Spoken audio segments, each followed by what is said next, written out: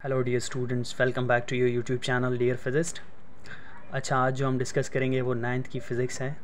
उसका पहला लेक्चर होगा इंट्रोडक्शन टू फ़िज़िक्स। ठीक है जी। हिस्टोरिकल बैकग्राउंड में आएंगे तो फ़िज़िक्स जो है वो कैसे आगे बढ़ी और कैसे जो है लोगों को अपनी तरफ खींचा और अपना मयार कैसे बढ़ाया।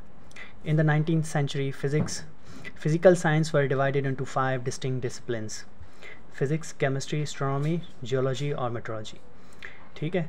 तो 19th सेंचुरी में जो है वो फिज़िकल साइंस जो है डिवाइड की गई थी 5 डिस्टिंक्ट डिसिप्लिन्स में, और जिसके नाम मैंने ले लिए।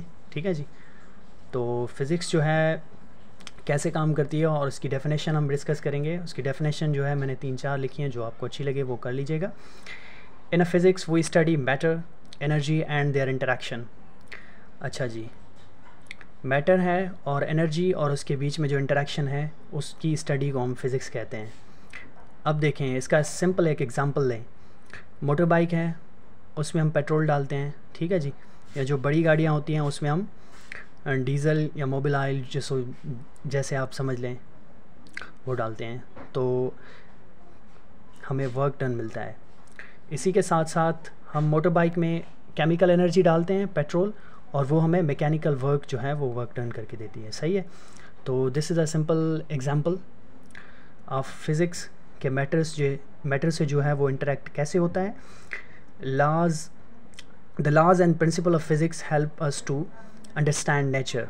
अब देखें, फ़िज़िक्स के जो सिंपल्स लॉ हैं, न्यूटन के हो गए, या लॉ ऑफ यूनिवर्सल ग्रेविटेशन हो गया, या एनर्जी हो गई E=mc², famous equation of sir Albert Einstein, तो वो सारे प्रिंसिपल्स हमें बताते हैं कि एक्चुअली नेचर में फ़िज़िक्स कैसे काम कर रही है और नेचर उसके थ्रू कैसे काम कर रही है। ठीक है।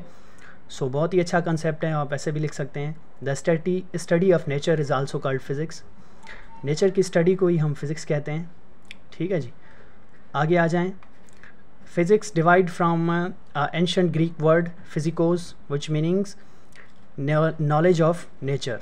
ठीक है। अच्छा, एक डेफिनेशन नीचे और भी मैंने लिखी है आपको सिंपल डिफ़ाइन करने, जैसे आपको समझ आए अच्छे तरीके से। The beauty of physics lies in its laws. Physics की जो खूबसूरती है वो उसके लॉज पे आती है। That govern this whole universe from atom to a large scale galaxies. कैसे जो एक एटम से लेकर सारी गैलेक्सीज़ में कैसे वो काम कर रही है, जैसे एक एटम मिलकर पूरी गैलेक्सीज़ को कवर कर रहे हैं, कि गैलेक्सीज़, मिल्की वेव्स और उसके साथ साथ black holes, how they are working. That's a pretty much important topics that we have to understand कि फ़िज़िक्स जो है वो अपनी ब्यूटी कैसे फैला रही है पूरी दुनिया में, या पूरी फ़िज़िक्स में, पूरी साइंस में हम ऐसे कह सकते हैं। ठीक है। तो physics can be considered as the mother of all sciences, हम ऐसा भी कह सकते हैं। So after all, we can say how energy matter are related.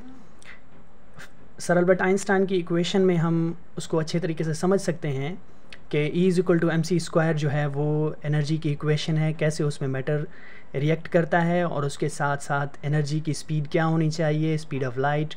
So that's all about historical background, और जो सिंपल है हम फिज़िक्स को कैसे डिफ़ाइन कर सकते हैं।